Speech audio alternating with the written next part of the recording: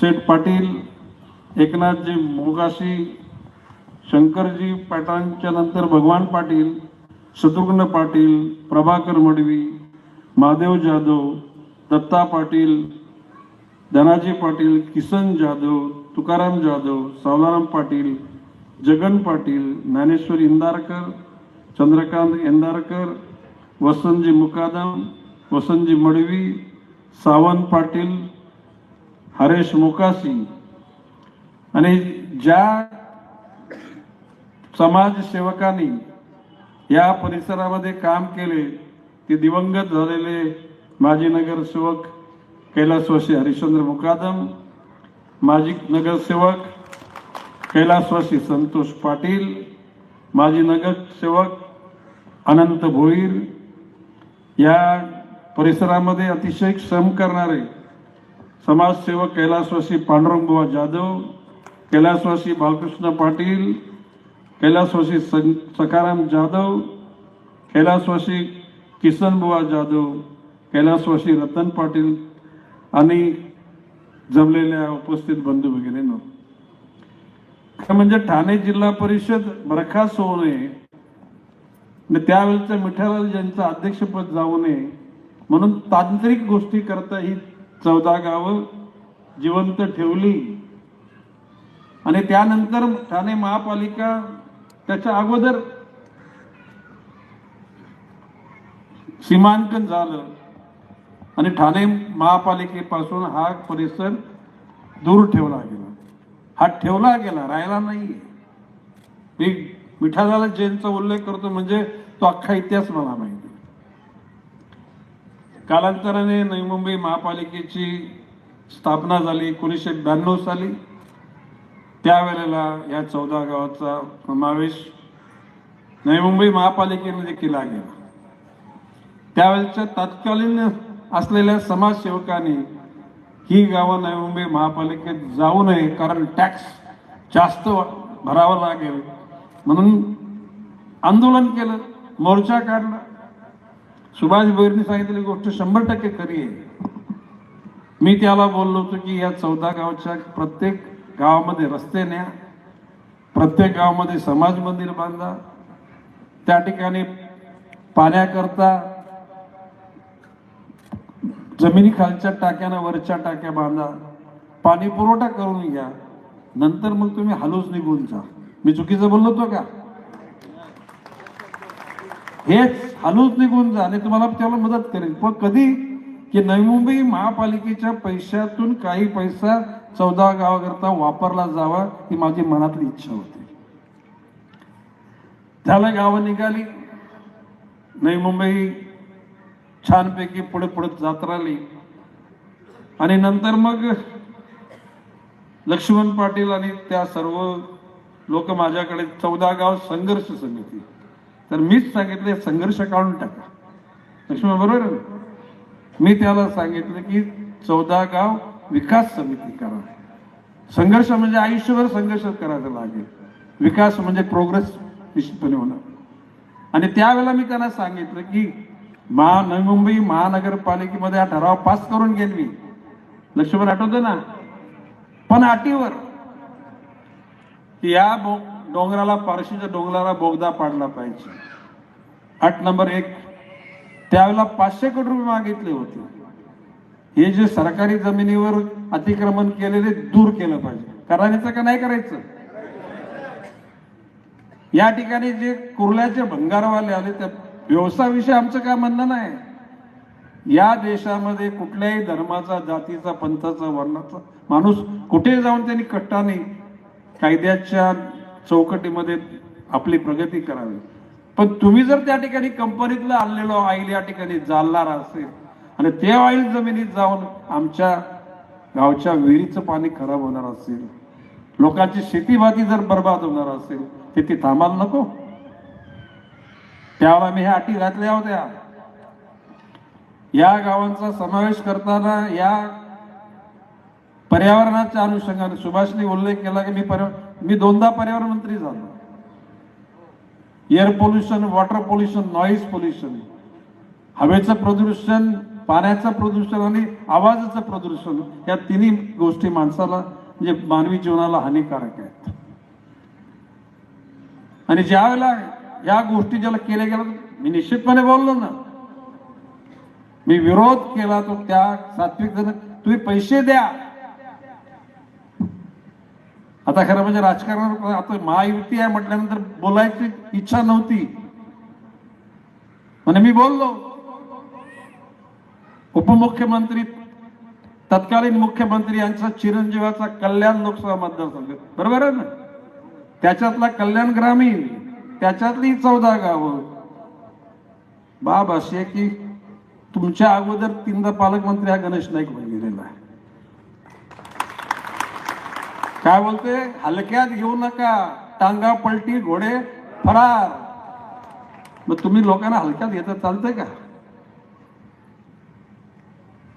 ज्या गावच्या बोरी त्याच गावच्या बाबली. गणेश नाईक कसा एका दिवशीच वरती झालेला नाहीये.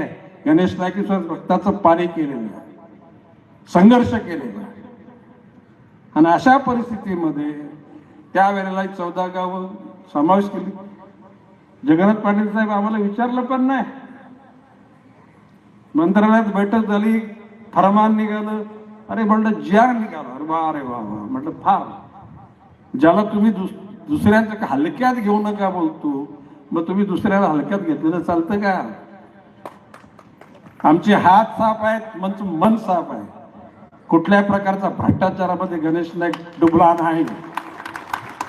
मी बोललो ना, नवी मुंबई महापालिकेच्या निवडणुकीला हरामाचा पैसा वाटला जातोय, तर तुमच्याकडे पण वाटला जायचा प्रयत्न होईल. चिंता नाही करायची.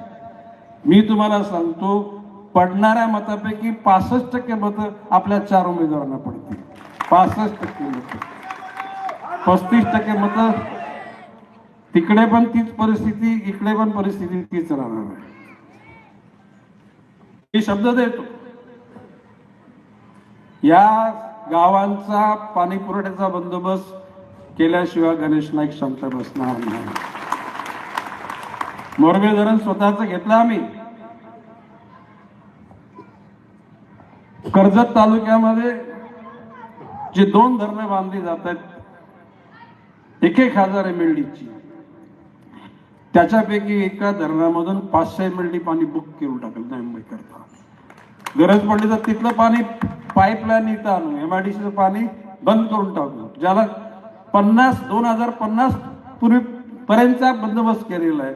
ठीक आहे, या झोपडपट्ट्या सगळ्या आहेत ना, झोपडपट्टी सादृश्य वस्ती, त्याचं सुद्धा रूपांतर इमारतीमध्ये करू. या ठिकाणी शिक्षणाचा प्रश्न, आरोग्याचा प्रश्न, बाग बगीचे, मैदान, या सर्व गोष्टी करू. लोकांमध्ये जागृती निर्माण करू. धर्म, जात, पंथ, वर्ण, वर्गाच्या पलीकडे जाऊन माणुसकी धर्माचं एक दर्शन घडवू. आता काही लोक, ज्याला इंग्लिश मध्ये एक असं म्हणलं तर मनी आफ्टर पॉवर आणि पॉवर आफ्टर मनी, पैशातून सत्ता आणि सत्तेतून पैसा. मी सांगतो, या भ्रष्टाचाराच्या आणि हरामाच्या पैसे कमवणाऱ्यांचे दिवस पुढे कसे येतात ते बघा. आज गणेश नाईक बोलतो, ओपन बोलतो. आगी लावल्या, भूमिपुत्रांचा अस्तित्वाचा नाश केला. इथला आगरी, कोली, कुणबी, इथला स्थानिक भूमिपुत्र यांचं वर्चस्व त्यांना बघवत नाही. पण बच्चनजी, तुम्ही लक्षात घ्या, जोपर्यंत गणेश नाईक आहेत ना, तुमचे 7 पिढ्या जरी उतरल्या ना, तरी भूमिपुत्रांचा हक्क कोणी नाकारू शकत नाही. प्रस्थापित करून देऊ. किती किती हव्यास पाहिजे माणसाला. मी सांगतो, पण मी 75 वर्ष वय झाले. मेंटली फिट दिसतो मी, फिजिकली फिट आहे, सोशली, पॉलिटिकली आणि गरजे एवढ्या इकॉनॉमिकली. माझ्या खिशात माझ्या गरजेचे पैसे असतात. IT वाले, ED वाल्यांची भीती आम्हाला नाही वाटत. ज्यांना IT वाले, ED वाल्यांच्या भीतीनं जीवनाचा प्रवाह बदलायची वेळ येतं ना, त्याने आम्हाला शांतपण नाही शिकवायचं, आम्हाला नाही शांतपण शिकवायचं. आता मी एक प्रश्न असा की, जगन्नाथ पाटील साहेबांना बोलवतो ना, काय युती करू, बोलवतो ना, पण आता काय केंद्रीय नेतृत्वाने सांगितल्यानंतर भारतीय जनता पक्ष शिस्तीचा प्रश्न, या ठिकाणी वरून ऑर्डर आली की सीज फायर, युद्ध नाही, म्हणून कल्याणमध्ये युद्ध नाही, ठाण्यामध्ये युद्ध नाही. मी तर बोललो की अंबरनाथ आणि बदलापूरमध्ये टांगा पलटी झाल्यानंतर त्यांचे घोडे कुठे पळाले, त्याला तसे घोडे सापडले नाही. आणि अंबरनाथचे जे काँग्रेसचे नगरसेवक आज भाजपमध्ये आले. भविष्य काळामध्ये मी सांगतो, जसं पाप जमिनीत गाडलं तरी पाप वरती येतं, येतं का नाही येतं, आणि पुण्य कुठे फेकून दिलं तरी कामाला येतं का नाही येतं, येतं. पुण्याची शिदोरी प्रवास करताना उपयोगी येते, पाप थांबून धरतं. आमच्या चेहऱ्यावर आम्हाला 5-5 10 गोळ्या घ्यायला लागत नाहीत, शांत झोप लागते, 5 मिनिटामध्ये झोपतो मी.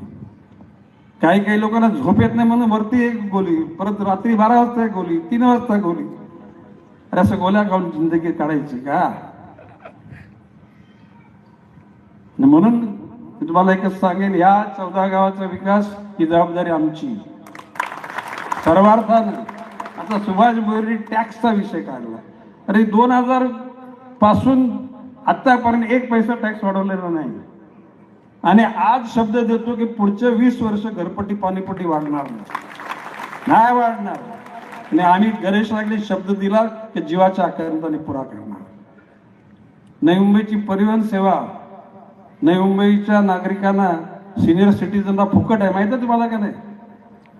बसायचं गाडीत, कंटाळाला जायचं खोपोलीला, कंटाळा आला तर जायचा दादरला, कंटाळाला तर जायचं बदलापूरला, कंटाळाला तर एसी गाडी, कंटाळाला तर भाईंदरला. कोणी विचारणार नाही का बसलाय, कधी उच्चरशील, दिव्याला पण पाठवून. अशा प्रकारची भारतामध्ये एकमेव महापालिका ज्याच्यामध्ये सिनियर सिटीजनला 0 पैसे आणि महिलांना अर्धे पैसे, भारतामध्ये कुठे नाहीये. आणि अशा प्रकारचं गेली 25 वर्ष, आता पुढची 20 वर्ष 45 वर्ष घरपट्टी पाणीपट्टी न वाढवणारा नेता हा शेतकरी कुटुंबातला लोकांनी घडवलेला गणेश नाईक. मला माहिती आहे, या ठिकाणी मी ज्याला 90-95 पर्यंत मी ज्याला आमदार झालो, 2004 पर्यंत 3दा आमदार झालो, त्यावेळेला तुमच्या सगळ्यांचा सुद्धा आशीर्वाद गणेश नाईकला मिळाला. गावागावात सगळे तरुण मंडळी माझ्याबरोबर, वयोवृद्ध मंडळी माझ्याबरोबर असायची. शेवटी माणसाच्या आयुष्यामध्ये दुसऱ्याचे हक्क, खोटं बोलणं, चोरून नेणं, चिटिंग करणं, लुटिंग करणं, अशा माणसाच्या आयुष्याच्या शेवटी माणसाला भीती वाटते मरणाची. पाटील साहेब, अर्जुन बाबा, हात कापायला लागतात, तो पैसा त्याला कामाला येत नाही. तुमच्या केलेल्या पापाची फलं सगळे नजरेसमोर भूत नाचतात आणि भयभीत होतो. आम्हाला मरणाची भीती नाही वाटत, कारण मरण हे कधी ना कधी येणारच आहे. बालपण, तारुण्य, प्रौढत्व, ज्येष्ठत्व आणि जगाचा निरोप घ्यायचा. पण निरोप घेताना लोकांनी चांगलं बोलणार नाही, पण वाईट कधी कोण बोलणार नाही. परंतु कधी आजकाल, पूर्वी आपल्याकडे दुश्मन मेला तरी त्याच्या आत्म्याला शांती दे असं बोलायचे, पण आता नाही. आता सुभाष लोक तसे लोक होतात, हा नालायक हलकड बेला बरा झाला असं बोलतात. हे ते बरोबर नाही त्यांचं, ते बोलणं घाण गेली, ते बोलणं बरोबर नाही, संस्कृतीला धरून नाही आणि आपल्या परंपरेला ते चालत नाही. परंतु माझं एवढंच म्हणणं आहे की अशा प्रकारच्या खोट्या हरामाच्या पैशाने बिल्डिंगी बांधल्या, लेकी सुनांच्या अंगावर दागिने घातले, बँक बॅलन्स मोठे केले, चोरासारखं लपवायला लागतं, दचकायला लागतं. ज्याने घामातून आपलं छोटं घर बांधलं, आपल्या लेकी सुनाच्या फक्त मंगळसूत्र असेल, परंतु त्या ताईला वाटतं की माझा नवरा सच्चाईने वागला, त्याचं जीवन सुकर झालेलं आहे, तिला त्या पैशाचा हव्यास नाही. आणि म्हणून मी तुम्हाला विनंती करेन की मी मगाशी म्हटल्याप्रमाणे 14 गावाचा विकास शासकीय जमिनीवरच्या त्या जमिनी काढून टाकू, पाणी मजबूत झालं, तलाव बिघडले ते तलाव पण दुरुस्त करून टाकू.